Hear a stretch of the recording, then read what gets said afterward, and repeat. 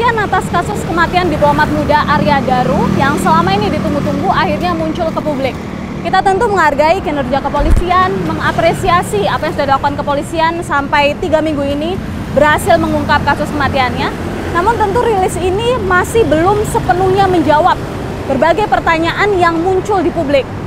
Mulai dari tidak adanya simpulan, HP Daru yang sampai sekarang masih hilang, dan sosok Farah yang belakangan ini muncul dan diisukan sempat bersama dengan Daru di Grand Indonesia. Nah, di belakang saya ini pemirsa merupakan gedung Kementerian Luar Negeri yang mana menjadi salah satu tempat dalam serangkaian kegiatan Daru di malam hari itu hingga akhirnya ia ditemukan meninggal dunia. Anda bisa lihat pemirsa di rekaman CCTV yang beredar, Daru ini berdiri di rooftop Kementerian Luar Negeri, Gedung Kemlu, dan berdiri di sana, berdiam di sana kurang lebih sekitar 1 jam 26 menit. Ia tampak mengarah ke gedung yang ada di seberangnya. Dan tampak juga di rekaman CCTV, berdasarkan keterangan kepolisian juga, Daru ini sempat melongo ke bawah dan juga mencoba untuk memanjat pagar sebanyak 2 kali. Ada banyak yang bisa diinterpretasikan dari gerak-gerik Daru di atas rooftop Gedung Kemlu. Apakah dia merasa gelisah, ketakutan, mencari sesuatu, atau bahkan mungkin seperti yang dikatakan kepolisian, berusaha untuk memanjat dan lompat dari rooftop Gedung Kemlu. Nah, rilis kemarin yang dikeluarkan oleh pihak kepolisian, ada banyak pertanyaan yang masih membutuhkan jawaban. Saya Kristanti Yosefa, Anda menyaksikan Fakta.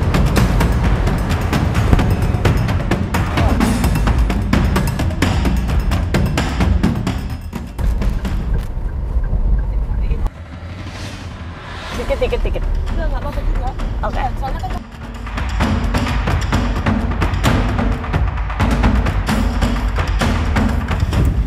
Pemirsa, ini merupakan kali kedua kita datang, tim Fakta datang ke TKP penemuan jenazah diplomat muda Arya Daru, tepatnya di Gondia International Guest House. Dan hari ini kami sudah janjian bersama dengan Wakapolri periode 2013-2014, Komjen Pol Purnawirawan Ugroseno.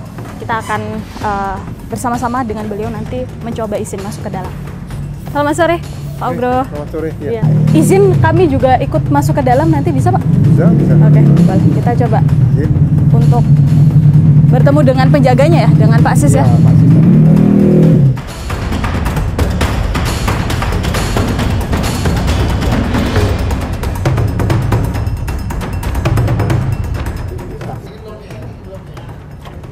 aman Pak.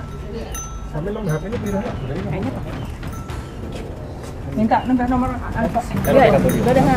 Iya, kita sekarang sudah diperbolehkan masuk. Pemirsa, kita akan coba melihat ke dalam. Ya Pak, satu aja, emang satu aja Pak? Ini nggak boleh. Satu kamera aja? Ini satu Bapak Ibu aja kalau mau. Kalau gitu. satu aja Bapak maaf. Oh gitu. Maaf ya. Baik.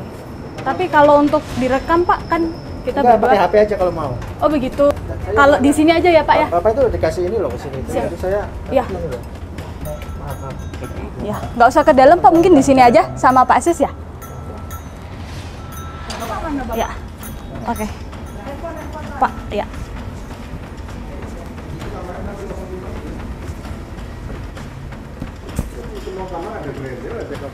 Pak, nanya dong Pak, pertama kali nyongkel ini tuh berarti kayak gimana tuh? Ya awalnya saya bingung dulu kan. Harus bagaimana saya orang disuruh sama yang punyanya gimana caranya aku bisa masuk, cek di luar di dalam ada orangnya apa tidak gitu Oh, kan. yang punya gitu. kos.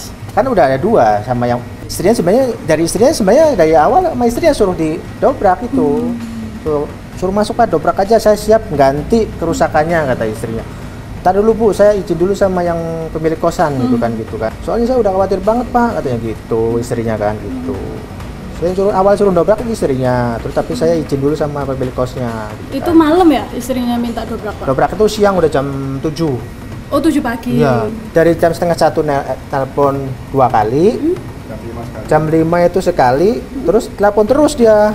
Kan gitu. Khawatir banget pokoknya dia itu udah gitu. Nah terus akhirnya sama pemilik kos boleh nyongkel. Kalau emang kamu gimana caranya kamu bisa masuk, cek di dalam ada orangnya apa tidak, gitu kan gitu. Soalnya kan di antara dua saya waktu itu kan antara ada orangnya atau tidak. Soalnya kalau ada orangnya pasti nyala lampu di dalam misalnya gitu kan, iya, gitu. Kebiasaan dia Biasaan nyala. Kalau tidur pun nyala. Nyala. Tapi malam itu gelap terus. Gelap. Makanya saya bingung. Ada nggak ya? Gitu waktu saya satu itu. Saya masih bingung. Soalnya kalau nyala kelihatan di sini. Oh, jadi itu kenapa Pak Sis ngeliat Iya, ke sini? itu kan disuruh istrinya, suruh ngecek kamar mandinya nyala nggak katanya gitu. Saya segini. Oh, ini kamar mandi? Kamar mandi itu lurus. Oh, gitu. Jadi ini kan kaca film aja kan? kaca es nih. Iya. Jadi kalau kalau malam itu kelihatan lampu di dalam gitu, di dalam. Mati semua, gelap. Makanya saya bilang saya gini, "Bu, gelap, Bu." Kata gitu kan gitu. Oh, itu yang Pak Saya sambil telepon nelpon itu ya, sama iya, teman, iya. sambil nelpon nama itu Bu Ibu Daru itu saya sambil nelpon. Nah, terus waktu akhirnya mau buka ada orang lewat itu, Pak?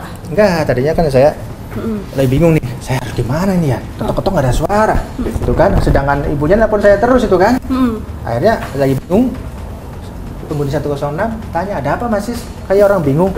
Ini Pak, saya disuruh sama istrinya penghuni 105 dari semalam disuruh ngecek ketok-ketok nggak ada suara. Lampunya nyala nggak? Gelap. Wah kalau gelap berarti ya antara ada dan tiada dong kalau gitu kan. Gitu bingung kan gitu. Malam mulai tidur jam berapa sama? Saya dari sore malah udah tidur kan hujan terus ya Pak itu. Malam Selasa itu hujan terus.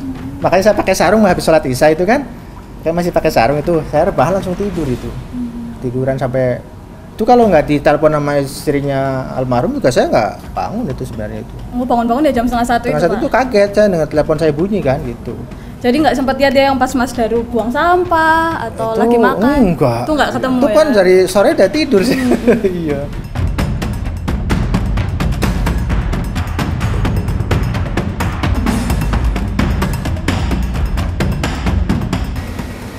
Kalau terlahir lihat Mas Darunya itu jam berapa berarti, Pak? Saya malah sebelum ini saya lihatnya terakhir itu. Waktu malam itu nggak hari lihat Minggu ya? terakhir saya. Dia Pak bawa mobil itu Sabtu Minggu kan bawa mobil kantor itu. Pas malam itu emang pas tetangga ini setengah satu belum tidur pun katanya di wawancara kan nggak ada suara apa-apa gitu kan gitu kan. Oh gitu. Yang rapi. Iya. Itu rapi semua. Rapi cuma kelihatan kaki sama tangan aja. Ketutup selimutnya itu sampai kepala? Sama kepala. Sampai kepala. Kepala. Cuma saya tarik gampang banget gini kan. Gitu. Nah, apa tangannya katanya terikat nggak, Pak? Enggak ya. tangannya emang makanya kayak- satu tangan satu ke sini ke kaki pinggir kaki gini tangannya kan saya pas saya tarik gini kan kan saya tidak kejauhan cuma kan awalnya kan saya pikir kuning saya pikir anduk nutupin ini kan terus saya deketin lagi kepalanya gini ternyata ada ban gitu kan gitu juga saya masih ini banget saya Kartu aksesnya tuh sebenarnya ada berapa tuh, Pak? satu Ya. Tapi buahnya nggak pernah sini ya. ada serius saya udah 3 kali ketemu Kalau bawa tamu lain selain Bu Daru saya pernah, Pak? belum pernah Oh, belum pernah ya? lihat cuma pada waktu kadang itu sering keluar malam itu kan kalau pulang kerja malamnya keluar lagi gitu kan gitu Akhir-akhir ini atau? Iya, udah akhir-akhir lama? ini. Oh, iya. Ya. Kalau CCTV-nya di mana tuh, Pak? ini Tempatnya?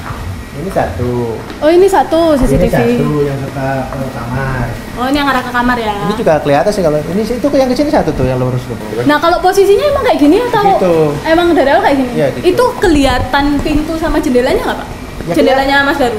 Atau Iya. agak ke arah sana? ya kalau pengen tahu sama yang punyanya saya tahu gitu kan soalnya monitornya di sana jadi ini kan kalau masuk sini ada CCTV juga itu Oh iya, ada ya. nah, masuk area itu ada 4 CCTV masuk dapur ada 2 CCTV Banyak ya sebenarnya ya. ya 15 semua di sini CCTV Kalau Mas Daru pernah nggak cerita ke Pak Sis kayak, Pak, dia merasa ada yang dibuntutin lah atau ada yang ngikutin gitu-gitu? dia itu orangnya pendiam bu pendiam Ini duduk di sini diam. Diam. Kalau nggak ditegur nggak ngomong ya. Nah, sama yang lain juga kalau nggak ditanya nggak nanya gitu. Oh gitu. Jadi kalau ngerokok di situ ngelamun deh, kalau ditegur baru iya sampai pagi gitu, udah gitu. Ya, pemirsa, saya bisa tunjukkan pada Anda ini adalah kamar dari Arya Daru. Tepat di belakang saya ini adalah kamar 105 tempat dia ditemukan. Nah, ini merupakan pintu yang mana ini menggunakan 3 kunci ya. Ada grendel, ada juga menggunakan kartu akses. Nah, tepat di sini ini merupakan jendela yang pada saat itu berusaha dibuka oleh penjaga kamar, penjaga kos-kosan yakni Pak Sis. Saya bisa tunjukkan pada Anda bentuk grendelnya seperti apa sebetulnya. Ya, ini merupakan bentuk grendelnya. Artinya kalau dibuka ini bisa lewat celah yang ada di sini, kemudian dibuka ke bawah untuk membuka bagian grendel dalam. Dan kemudian tampak dari video ini masuk ke dalam tangan untuk membuka gagang pintu yang ada di dalam. Sayangnya saya tidak bisa menunjukkan pada Anda kondisi bagian dalam dari kamar karena tertutup dengan gorden, tertutup dengan kelabu, tapi kurang lebih seperti ini. Ada satu kamar daru di sini dan di belakang saya 2 pintu lainnya ini adalah bagian yang tersambung dengan toko vape di depan. Artinya 2 ruangan tersebut bukanlah kamar yang ditinggali oleh orang. Nah, di bagian sini adalah taman, begitu ya. Anda bisa lihat bagian di depan persis kamar daru, dan kemudian di belakang saya tepat ini adalah tempat ruang makan, tempat ruang bersantai, di mana biasanya almarhum ini berada di sini untuk makan dan lain sebagainya. Bahkan informasinya juga sebelum ditemukan meninggal dunia di malam harinya ini sempat berada di sini untuk makan, begitu, sebelum akhirnya masuk ke kamarnya. Ya, ini adalah bagian dapurnya ya. Saya bisa tunjukkan pada Anda. Masuk ke dalam, masih ada beberapa ruangan lagi di dalam. Ada taman dan juga beberapa ruangan. Tapi yang jelas pemirsa, di bagian belakang kamar daru ini sudah tidak ada ruangan lagi. Ini hanyalah dapur.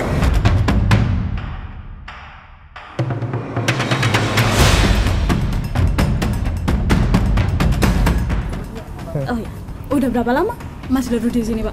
Saya sini 1,5 tahun udah ada di sini. Katanya paling lama sih katanya bilangnya. Kata penghuni-penghuni sini paling lama. Ya, pemirsa, tadi kita sudah bertemu dengan Pak Sis, penjaga kos. Kita juga sudah bertanya beberapa pertanyaan yang perlu dikonfirmasi. Karena Pak Sis ini adalah orang yang pada saat itu menemukan Daru. Seperti apa ceritanya, prosesnya ketika menemukan jenazah, pun dugaan-dugaan yang selama ini berkembang di masyarakat, pertanyaan-pertanyaan itu juga sudah terjawab oleh Pak Sis. Kita temukan fakta selanjutnya.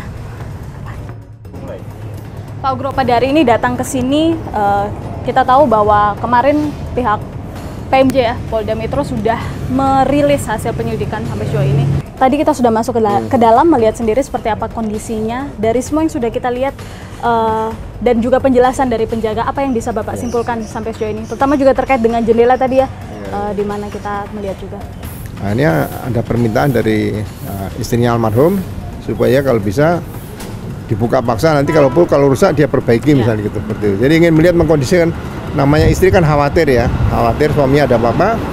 Nah, setelah dibuka dicongkel, melihat posisi kunci, bukan kunci, grendel jendela itu kan hanya nyantol gini aja, tapi ya perlu didalami juga posisi jendela setelah dicongkel tadi. Mungkin ada seorang insinyur teknik gitu ya, yang bisa melihat misalnya kayu kalau dijungkal seberapa rusaknya, engselnya dan sebagainya. Ini memang memerlukan kejelian seperti itu ya. Kemudian pada saat berpisah tadi saya lupa nih, berpisah di GI ya. Yang 2 orang kawannya kemana gitu loh. Nah itu kan perlu didalami juga ini, seperti itu. Jadi supaya ceritanya bersambung ya. Iya, kemudian almarhum juga di sini masing-masing penghuni dapat 3 kunci, yang satu kunci gembok luar, yang satu lagi kunci kamar, kunci pintu masuk sini akses, ya. Kemudian kunci kamar, nah situ loh. Nah, peristiwa waktu per waktu dari perjalanan tadi, mungkin itu harus dievaluasi sampai waktu ditemukannya jenazah di kamar tersebut. Ini yang harus dievaluasi sampai tuntas nanti. Tapi kalau kondisi jendela saya buka, istilahnya buka ya, mungkin apakah perlu direkonstruksi ya. Jendela yang satu juga dicoba dicongkel gitu, seperti rusaknya sama nggak, kira-kira gitu aja. Nah, jadi rekonstruksi pencongkelan jendela itu mungkin perlu dilakukan juga untuk melihat apakah memang pencongkelan itu pasti terjadinya seperti yang di kamarnya almarhum itu. Baik, terima kasih banyak Pak Ugro. Sekali lagi atas waktunya, terima kasih juga atas kesempatannya. Kami tadi boleh diizinkan juga masuk. Oh iya, nggak apa-apa. Tadi kan kita izin semuanya, nggak ada.